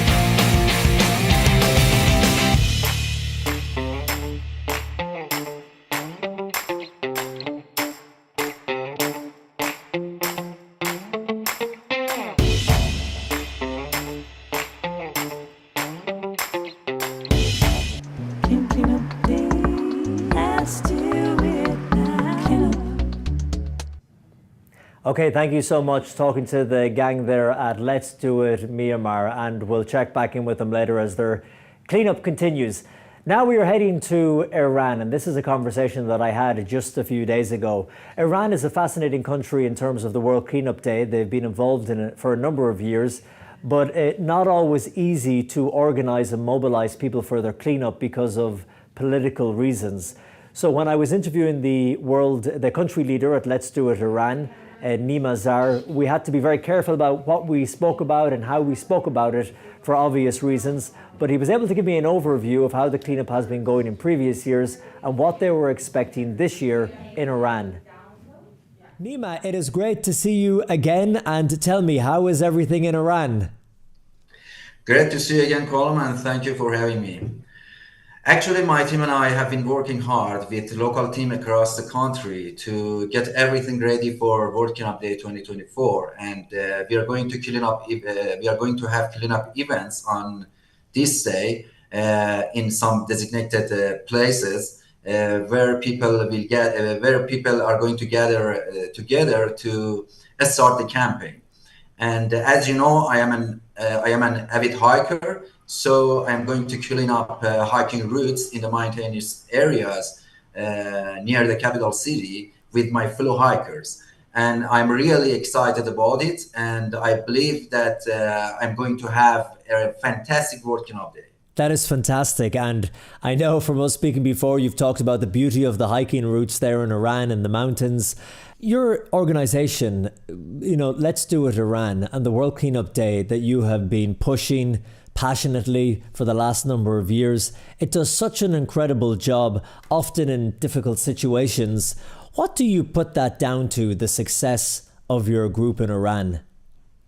I should say a great thank you, huge thank you to my team, because I have a lot of passionate people around me that they help to organize everything. And sometimes that I feel disappointed, they help me to get back to the mood and do everything with them. Holding World Cleanup Day in Iran is somehow challenging because we usually have some problems and issues with getting required permissions from the government. And also without those kind of permission, it's usually hard to advertise the campaign for the people and let them know that there is such an event on some specific dates. So it's some kind of challenge that we face.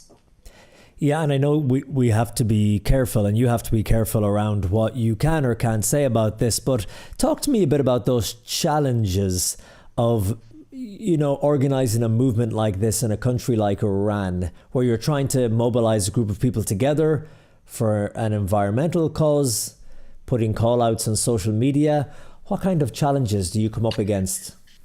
The first and foremost challenge that we face is, Iran is a vast country, and it's sometimes hard to reach every corner of it and set up a local teams.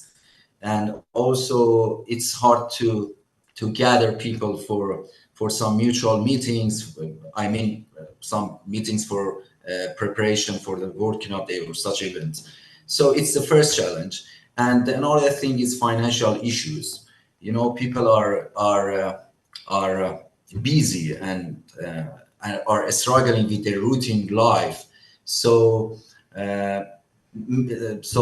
many people are leaving our team year by year, and we have many problems with organizing and setting up some local teams, that sustainable teams, that will remain with us for the next years. It's the most challenging situation that we face. And I know, Nima, as well, that sometimes there can be suspicion, not just in Iran, but in many different countries around the world, when they see a group that they perceive as being a foreign group coming in, organizing something. Like, they might be thinking, why does this foreign group, why do they care about environmental issues here in Iran? There must be something else going on.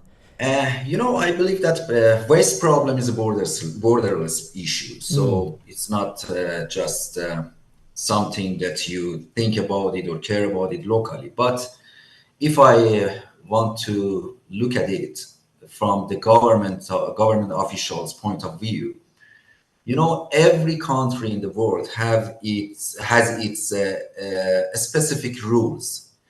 Unfortunately, some foreign organization in the past broke some Iranian rules, and so because of that, there is uh,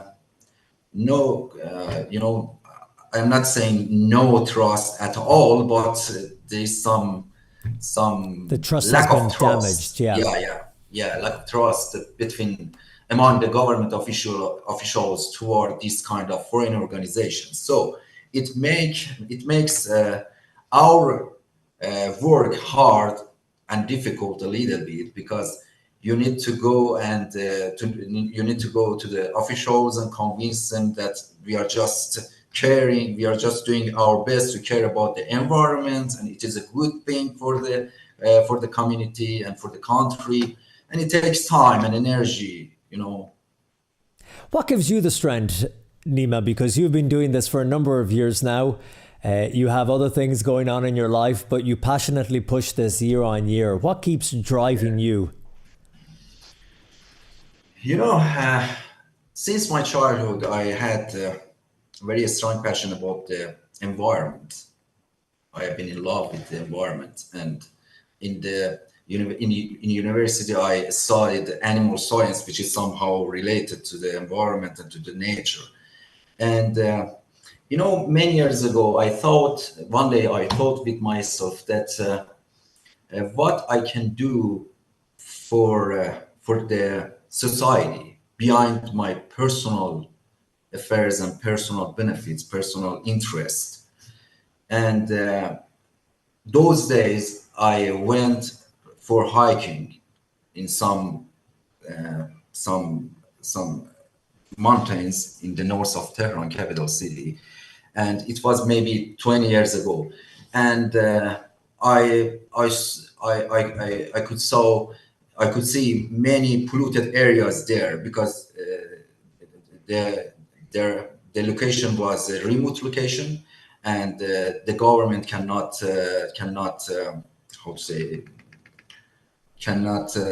clean those areas or police those areas. Clean those areas, and unfortunately hikers and mountaineers threw a lot of garbage there. So I feel some responsibility to pay my share to the environment that I enjoy a lot.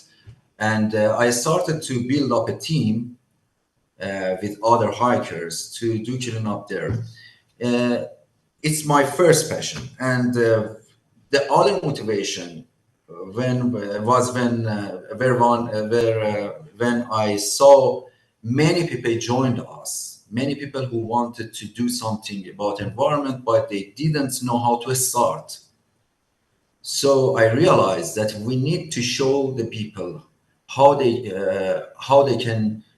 can start their work, how they can contribute to the healthier environment, and we need to show them.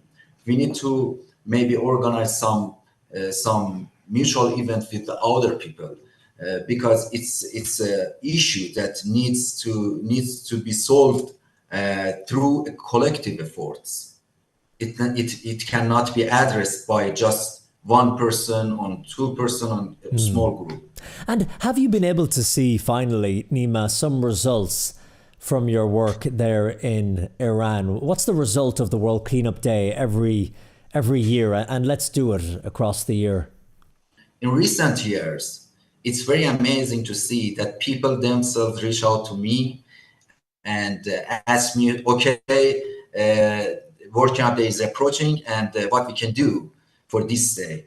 And I see a huge motivation between them, and this number of people is rising year by year, and it's very inspiring for me.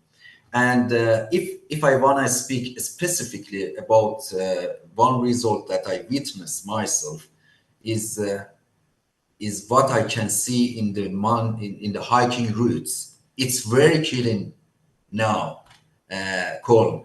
And we don't, we don't do this kind of clean up just for working up day. We do this every month with a group, a rising group. I mean, we started with a small number of people there, but month by month, the number of people who joined us raised, and we now have a very, very big hiking groups, and do this kind of cleanup every month, once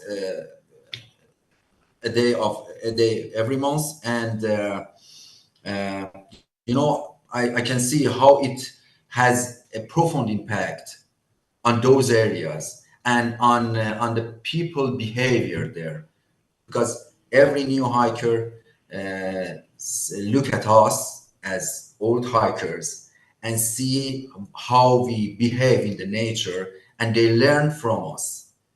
So nowadays you can barely see a hiker or a people who are joining the nature throwing out garbage or something in the nature, or left something in the nature. That is fantastic, and that's the most important, that you were setting an example for the next generation and the future of course, hikers. Changing behavior is the most important thing that I think we could have through this initiative. Well, Nima, it has been such a pleasure talking to you. I know that it's not always easy, to put it mildly, for you there in Iran with what you do, but I know you're going to have a great World Cleanup Day 2024, and all the best to you and your team and all the hiking. Thank you so much. Thank you for your support, and I wish you a very fantastic World Cleanup Day. Cleanup Day, let's do it now.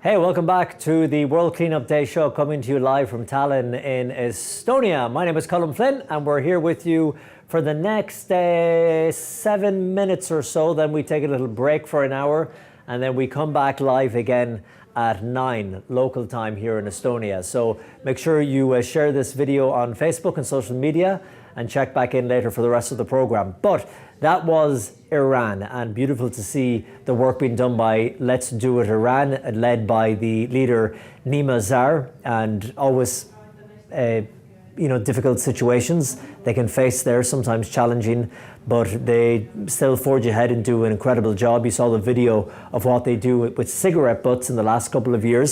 Now we're heading to beautiful Bahrain, and here's a little video clip of the work that's been done by the team there.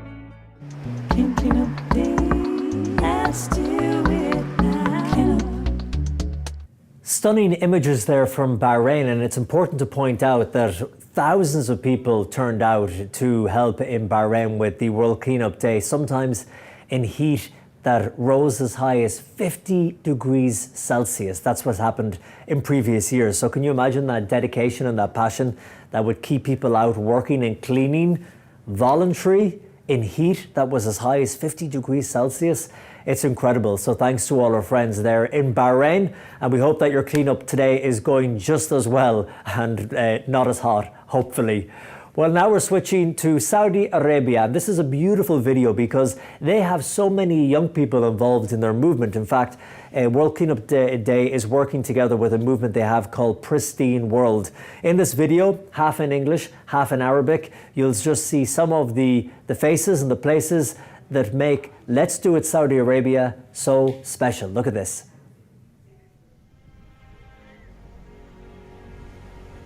It's a really nice thing to clean up trash on the beach so that hermit crabs and turtles don't get stuck in trash or use the bucket caps as shells.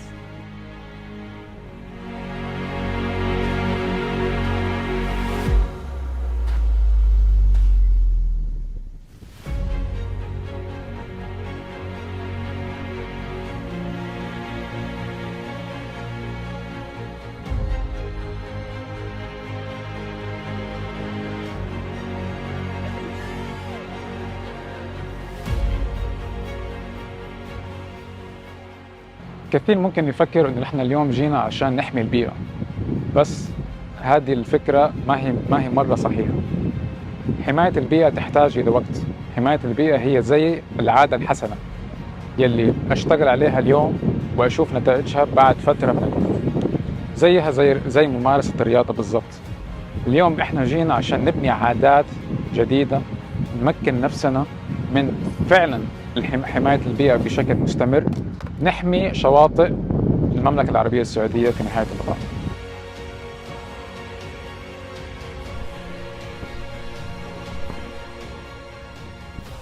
فعالية جدا مميزة، جمهور كان عم يشارك بحماس وبإيمان باللي عم يعمله، لأن نحن لازم كلنا نكون مؤمنين قديش موضوع البيئة مهمة لنا قبل للأرض.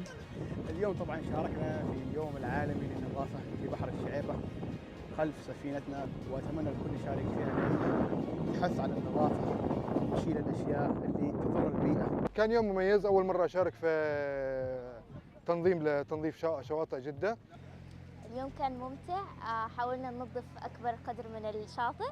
وأنا سعيدة بالمشاركة لحتى يصير التوعية على نظافة الشواطئ.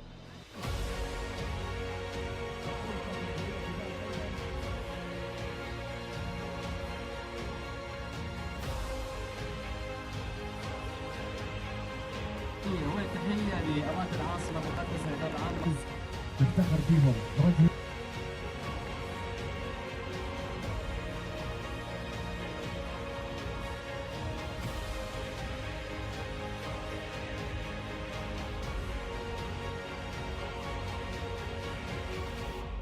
السلام عليكم، معكم مهندس طه الصماطي رئيس مجلس إدارة جمعية برستين الأهلية.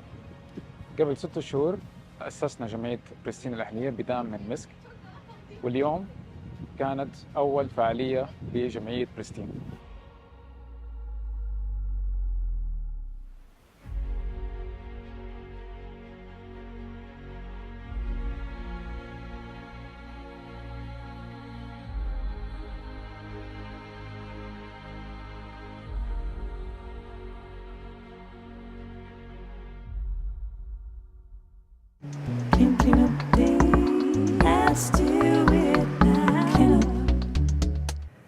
Beautiful pictures there from our team at Let's Do It Saudi Arabia, and seeing all the young people that are involved. They've mobilized so much of the youth there in Saudi Arabia, partnering with a group called Pristine World. And before that we had Bahrain, before that we had Iran, and we still have so many countries to go. Okay, it is 3 minutes past 8 a.m. here. I can see out the window the sun is rising and covering Tallinn with its warm glow, its warm blanket. There is the old town. What a beautiful city. This historic medieval city gained its full independence in 1991. Old Soviet country with an incredible past, incredible history, and the beautiful warm people here. I sound like I work for Tourism Estonia. I don't, but I've been here a few times and I can tell you it's a hidden gem here in Europe. We're going to take a break for around an hour or so, and we will start a new stream at 9 a.m. local time here in Estonia on YouTube and on Facebook. So please do join us again as we continue following the green wave as it goes across the world here on the World Cleanup Day show, live from Tallinn, Estonia. So until then, an hour's time, from me, Colin Flynn, from all the crew here, keep cleaning, stay happy, enjoy it, and we'll talk to you in an hour. Let's do it.